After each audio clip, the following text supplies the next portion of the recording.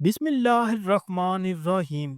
شروع کرتا ہوں اللہ کے نام سے جو بڑا مہربان نہایت رحم کرنے والا ہے۔ پیارے ناظرین، ایم ضیاء سپیچ چینل کے ناظرین، دل کی گہرائیوں سے خوش آمدید اور محبتوں برا السلام علیکم۔ آج ہم جو واقعہ آپ کو بتانے جا رہے ہیں یہ ایک سچا واقعہ ہے۔ یہ کوئی کہانی نہیں یا کوئی افسانہ نہیں، بلکہ ایک سچا واقعہ ہے۔ سعودی عرب کے شہر بریدہ میں پیش آنے والا ایک سچا واقعہ۔ ایک سعودی تاجر کا بیان ہے کہ میں اور میرا دوست سود شہر بریدہ میں تجارت کرتی تھی۔ ایک دن میں جمعہ کی نماز کے لیے بریدہ کی مسجد میں گیا۔ نماز جمعہ کے بعد جنازے کا اعلان ہوا۔ جنازہ کی ادائیگی لوگوں نے ایک دوسرے سے پوچھنا شروع کر دیا، یہ جنازہ کس کا ہے؟ یہ شخص کون ہے؟ پتہ چلا کہ جنازہ میرے ہی دوست سود کا ہے جو گزشتہ رات دل کا دورہ پڑنے سے انتقال کر گیا تھا۔ مجھے سن کر انتہائی صدمہ پہنچا۔ یہ 1994 کی بات ہے۔ اس وقت ابھی موبائل فون اتنا زیادہ عام نہیں ہوا تھا۔ چند مہینے گزرنے کے بعد وہاں کی ایک دکاندار نے مجھ سے بات کی کہ مرحوم سعود کے ذمے میرے 3 لاکھ ریال ہیں، تو آپ میرے ساتھ چلے، ہم جا کر اس کی بیٹوں سے بات کریں۔ اور یہ بات پہلے سے میرے علم میں نہ تھی کہ سعود کے ذمے یہ قرض ہے۔ چنانچہ ہم مرحوم کے بیٹوں سے جا کر ملے، بات چیت ہوئی تو انہوں نے بغیر کسی ٹھوس ثبوت کے رقم لوٹانے سے صاف صاف انکار کر دیا اور کہا ہمارے باپ نے تو صرف 6 لاکھ ریال چھوڑا ہے، اگر ہم 3 لاکھ ریال آپ کو دے دوں تو پھر ہمارے پاس کیا بچے گا؟ اس دور میں بہت سے ناچی ہم واپس آ گئے۔ کیوں وقت گزرتا گیا لیکن ہر وقت مجھے سعود کی یاد ستاتی رہی۔ یہی سوچتا رہا کہ نہ جانے قرض نہ جھکانے کی وجہ سے قبر میں اس کے ساتھ کیا سلوک کیا جا رہا ہے۔ ایک دن میں نے اپنے پیارے دوست کا قرض اتارنے کا عزم کر لیا۔ اس ارادے کے بعد پھر مجھے 2-3 دن تک نیند نہیں آئی۔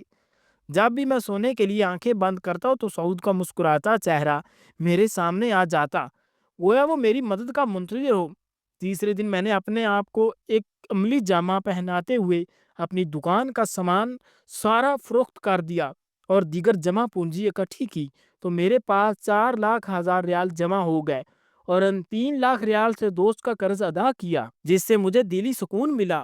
اس ادائیگی کی 2 ہفتے بعد وہی شخص جس کو میں نے 3 لاکھ ادا کیے تھے میرے پاس آیا اور کہنے لگا کہ مجھے پتا چلا ہے کہ آپ نے اپنا سب کچھ بیچ کر یہ رقم ادا کی ہے، لہٰذا میں 1 لاکھ ریال سے دستبردار ہوتا ہوں۔ یہ کہہ کر اس نے 1 لاکھ ریال مجھے واپس کر دیا اور مارکیٹ میں دوسرے تاجروں کے ساتھ بھی اس واقعہ کا تذکرہ کیا کہ مخلص دوست نے کمال کی مثال قائم کر دی۔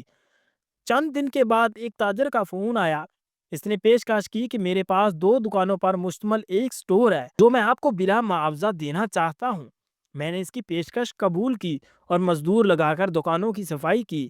اسی دوران سامان سے لادا ہوا ایک بڑا ٹرک دکان کے سامنے آ کر رکا، جس میں سے ایک نوجوان نیچے اترا۔ السلام علیکم کہنے کے بعد میں فلاں تاجر کا بیٹا ہوں اور یہ سامان میرے ابا جان نے بھیجا ہے اور کہا کہ آپ سامان بیچ کر اس کی آدھی قیمت لوٹا دینا اور باقی آدھا مال ہماری طرف سے آپ کو تحفہ ہے، اور آئندہ جتنے مال کی ضرورت ہو ہم سے ادھار لے کر فروخت کر کے پیمنٹ کر دیا کریں۔